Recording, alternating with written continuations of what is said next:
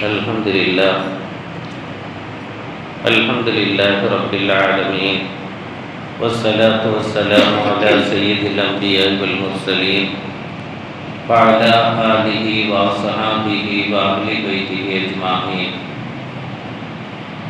அன்பிற்கினிய அல்லாஹ்வின் நல்லடியார்களே, சங்கிக்குரிய ஈமானி உறவுகளே, வல்ல ரப்புல் ஆலமீன் அவன் தன் மகத்தான் பேரன்பையும் பேரருளையும் பெற்ற பரிசுத்தமான முஃலிஸீன்களில், முத்தகீன்களில், நாதாக்களில், நல்லோர்களில் நம் யாவர்களையும் அங்கீகரித்த அருள்பாலிப்பானாக.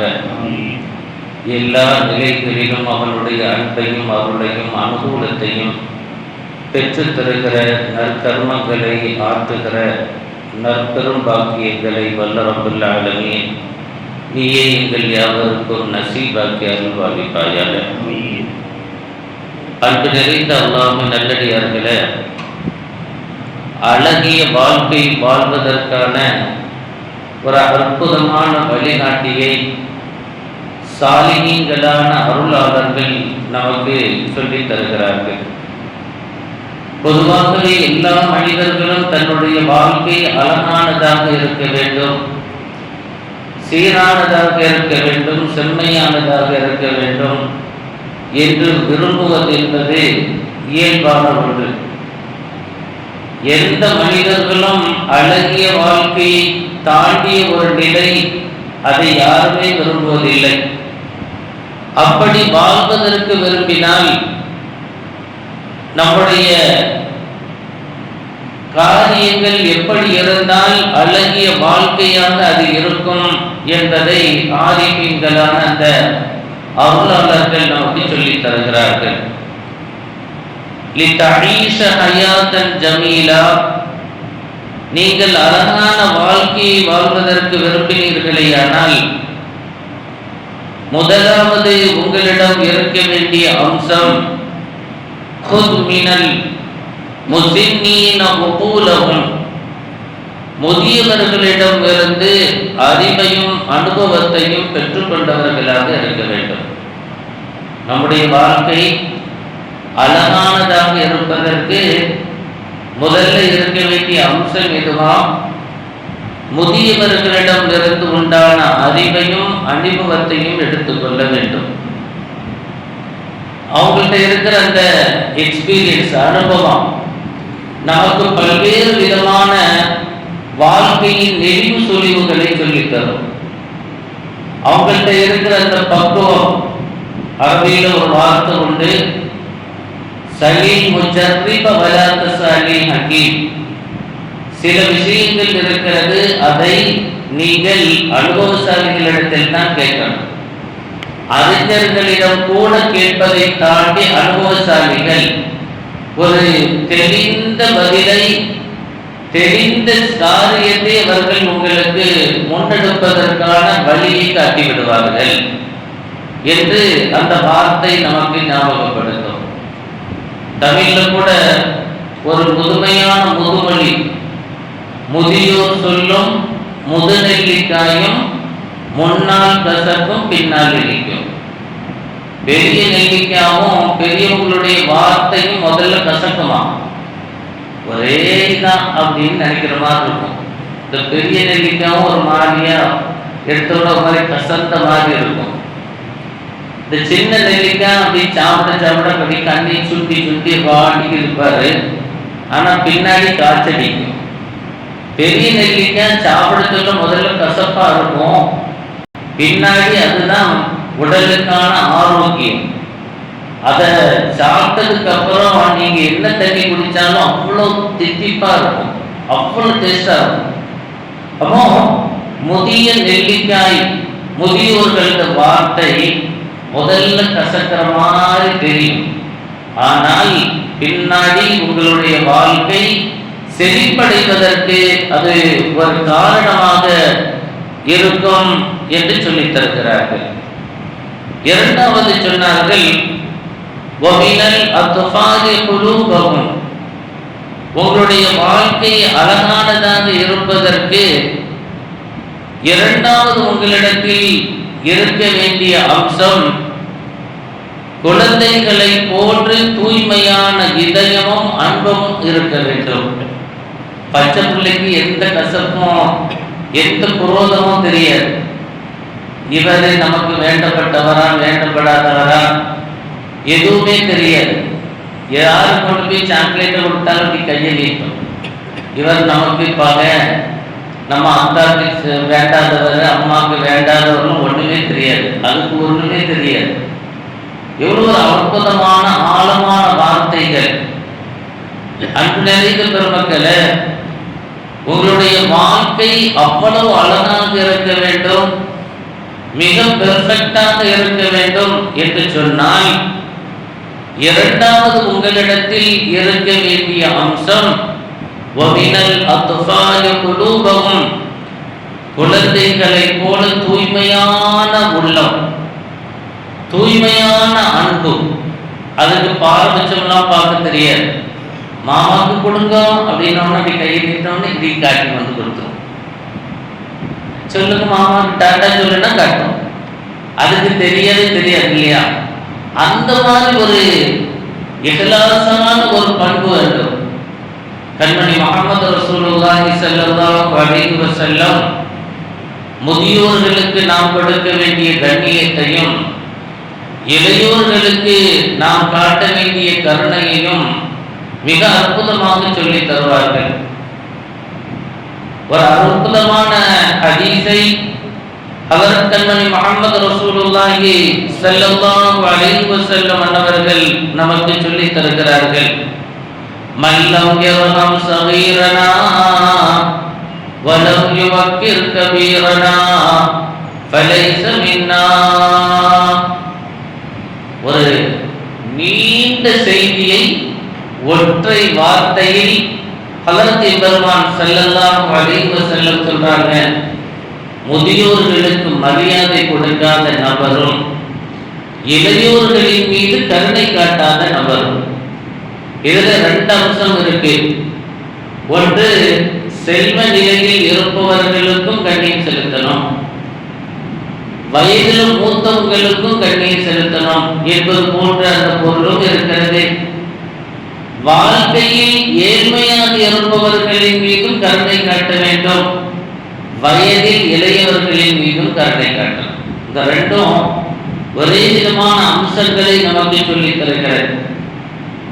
அந்த அவருக்கு அந்த மாதிரி உண்டான வார்த்தைகள், உதாசீனமான வார்த்தைகள், மனதில் வேதனையை ஏற்படுத்துகிற வார்த்தைகளை முதுமையானவர்கள், அதிலும் குறிப்பா நம்ம பெற்றோர்களாக இருந்தால் எவ்வளவு அந்த வார்த்தைகளை கொஞ்சம் உதாசீனமாக அவமரியாதையாக நாம் உதிர்த்து விட்டால் எவ்வளவு பாதிப்பு நம்முடைய வாழ்க்கையில் ஏற்பட்டுவிடும் என்பதை அன்பு நிறைந்த பெருமக்களே நாம் ஞாபகப்படுத்திக் கொள்வதற்கு கடமைப்பட்டிருக்கிறோம். அல்லாஹ் ரப்பல் ஆலமீன் குழந்தைகளை போன்று தூய உள்ளங்களுக்கும் அன்புக்கும் சொந்தக்காரர்களாக நம்மை அங்கீகரிப்பானாக. மூன்றாவது அம்சத்தை சொன்னார்கள். ரெண்டு செய்தி சொல்லியிருக்கு அப்படின்னா, அதாவது முதல்ல நம்ம வாழ்க்கை அழகாக இருக்கணும்னு சொன்னா எல்லாரும் தயாரா இருப்போம். இந்த வாழ்க்கை அழகாகுவதற்கு யா அல்லாஹ் எங்களது வாழ்க்கையை மிகச்சிறந்ததாக அங்கீகரித்தார்கள் பாலிப்பாயாக. முதலாவது இருக்க வேண்டிய அம்சம், முதியவர்களை போன்று உண்டான அறிவும், தெளிந்த அறிவும் அனுபவமும் நம்மளிடம் இருக்க வேண்டும். இரண்டாவது அம்சம், குழந்தைகளை போல தூய்மையான அன்பும் தூய்மையான உள்ளமும் நமக்கு வேண்டும்.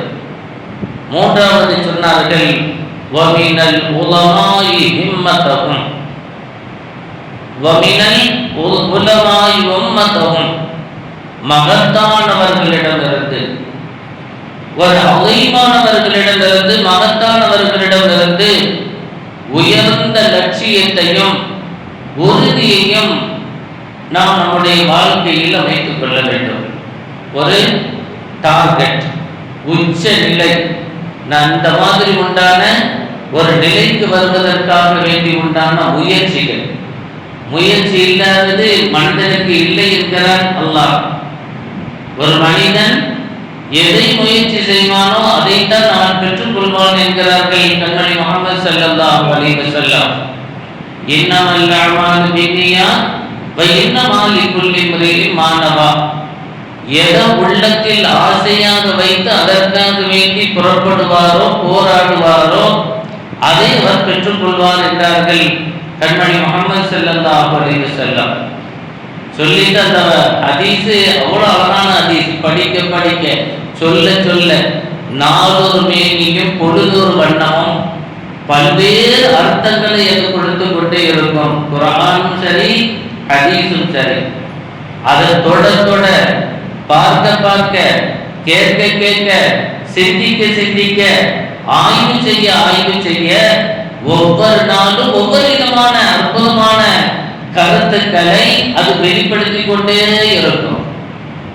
இன்ஷா அல்லாஹ் குர்ஆனோடு தொடர்புடையவர்களாக குர்ஆனினுடைய வாழ்க்கையாக தன்னுடைய வாழ்க்கையை அமைத்துக் கொண்ட கண்மணி முஹம்மது ஸல்லல்லாஹு அலைஹி வஸல்லம் அன்னவர்களது வாழ்க்கையாக அந்த சுன்னத்துகளை முறையாக பின்பற்றுபவர்களாக அல்லாஹ் நம்மை அங்கீகரித்தார்கள் பாதிப்பானாக.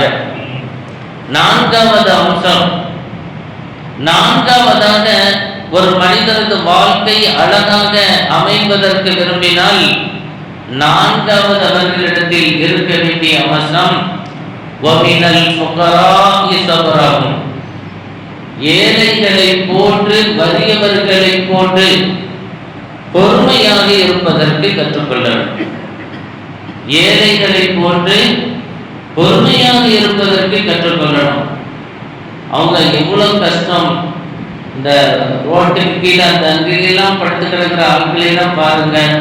நம்ம ஆட்கள்லாம் பாதி பேர் சில ஆட்கள் சில இடங்கள்ல பார்த்தீங்கன்னா முழிச்சே இருந்து போய் சுபம் வருவாங்க. ராத்திரி தூக்கமே இல்லை, உறக்கமே இல்லை, நிம்மதியே இல்லை, எல்லாம் பீரோல இருக்கும். ஒரு கையெழுத்து போட்ட செக்கு போட்ட கட்ட முன் தூக்கம் வராது. எல்லாம் பாதுகாக்கணும். ஒன்றுமே இருக்காது. பெட்ஷீட் போத்துறதுக்கு கூட ஒழுங்கானது இருக்காது. நமக்கு 9 பெட்ஷீட் போட்டு காலுக்கு ஒன்று கரெக்டாக உருண்டையா சைடு ஒன்று, வலது கையை போட்டா ஒன்று, இடது கையை போட்டா ஒன்று, காலுக்கு ஒன்று, மூக்குக்கு வைக்கிறாங்கன்னு தெரியல. இந்த மாதிரிலாம் நிறைய ஐட்டம்லாம் சுத்தி கித்தி வச்சு ஏசி ஒன்றுக்கு செல்லாது 3 ஏசி வச்சு தூங்குறாங்களா இருக்கு. இந்த சில்லுன்னு இந்த ஐஸ் கட்டில வெளியே வர சொல்ல அப்படி குளிச்சுட்டு வந்த மாதிரி காலெல்லாம் இருக்கு. இல்லைன்னா தூக்கம் வராது. கொஞ்சம் தூங்கன்னா அப்படி வேணும். அல்லாஹ் அக்பர். அல்லாஹ் நமக்கு தந்திருக்கிற அந்த அருளுக்கு, அவன் தந்திருக்கிற அந்த உபகாரங்களுக்கு நாம் தலைகீழ நின்று நன்றி செலுத்தினாலும் தரும். அவ்வளவு தந்திருக்கிறான், அவ்வளவு கொடுத்திருக்கிறான். நினைத்ததை வாங்குகிற அளவுக்கு பொருளாதாரம், நினைத்ததை உண்ணுகிற அளவுக்கு செழிப்போம், சௌகரியங்களை தந்திருக்கிற ஒவ்வொருவர்களும் தனிப்பட்ட முறையில் அல்லாஹ் நீ எனக்கு இப்படி ஒரு நற்பாக்கியத்தை தந்திருக்கிறாயே, உனக்கு நீ வழங்கிய அந்த உபகாரங்களுக்கு நான் எப்படி நன்றி செலுத்த போறேன்? இல்லாதவங்க படுற பாடு ஒரு நேரம் சோத்துக்கு, தன்னுடைய வாழ்க்கையினுடைய அந்த தேவைகளை நிறைவு செய்வதற்கு வழிவகைகள் இல்லாமல் விழிகள் பிரிந்து போயிருக்கிறார்கள். நான் எனக்கு வழங்கியிருக்கிற பொருளாதாரத்தை செழிப்பை நினைத்து மலைத்து போயிருக்கிறேன் என்று நினைக்கிற ஒவ்வொருவர்களும் அல்லாஹ்வுக்கு நாம் நன்றி செலுத்துவோம். அல்ஹம்துலில்லாஹ். இவர் சொன்னாங்க, நான்காவதாக அவர்களிடத்தில் இருக்க வேண்டிய அம்சம் என்பது ஏழைகளிடம் இருந்து உண்டான பொறுமை அவர்களிடத்தில் வர வேண்டும். அவங்கள்ட்ட பெருமானார் ஸல்லல்லாஹு அலைஹி வஸல்லம் ஏழ்மையின் சிறப்பை குறித்து பெருமானார் ஸல்லல்லாஹு அலைஹி வஸல்லம் அவ்வளவு தூரம் சொல்லியிருக்கிறார். நாளைக்கு மனுஷரில கேள்வி கணக்குகள் இல்லாமல் சொர்க்கவாதிகளுக்கு பல காலங்களுக்கு முன்பாக அவங்க கூட்டு போயிடுவாங்க. இங்க செல்வ செழிப்பானவங்களுக்கு தான் நிறைய கேள்வி கவர்மெண்ட்டுக்கு கேட்கும். அதுக்கு இது என்ன இது என்னன்னு நிறைய அது இதெல்லாம் போட்டு ஏமாத்து கணக்கெல்லாம் போட்டுக்கிட்டு தள்ளிடுவோம். அந்த பில்லு இந்த பில்லு நஷ்ட பில்லு காருக்கு, டிரைவருக்கு, அதுக்கு இதுக்குன்னு ஒவ்வொன்றா போட்டு அடிச்சு கிடிச்சு விட்டுட்டு என்ன செய்கிறோம், இவ்வளோ இங்கே அவனை ஏமாத்துறதுக்கு இங்கே நிறைய வேலை நடக்கும். அங்கே ஏமாற்ற முடியாது, அல்லாஹ் நிப்பாட்டிடுவான். அவன் இன்கம் டேக்ஸ் ரைடு கொடுப்பான் அல்லாஹ். கண்மணி முஹம்மது ஸல்லல்லாஹு அலைஹி வஸல்லம் சொன்னாங்க, இன்ன இலைனா இயாபகும் தும்ம இன்ன அலைனா ஹிசாபகும். என்னைக்காச்சும் ஒரு நாள் நம்மிடம்தான் வந்தாக வேண்டும். வந்தா கேள்வி அப்படி இருக்கும், ஜெகஜோதியா இருக்கும் கேள்வி, நினைத்து கூட பார்க்க முடியாது. இதை இல்லாம அல்லாஹ் கேட்பான், இவ்வளவு துட்டு தந்தனே, அந்த பாவப்பட்டது கேட்டுச்சே, கொடுக்கணும்னு உள்ள வந்துச்சா, நீ அப்படி கொடுத்தா நோய் நோக்காடுல இருந்து நீ காப்பாற்றி விட்டுருப்பல, காலமெல்லாம் பச்சை கலரு மஞ்சள் கலரு இப்படி மாத்திரையும் மருந்துமா எங்கி திண்டுட்டலைய யாரெல்லாம் நான் இப்படி கொடுக்குறேன், அது இல்லாததனுடைய கண்ணீரை துடைப்பதற்கு உபகாரமாக நான் கொடுக்கிறேன். எனக்கு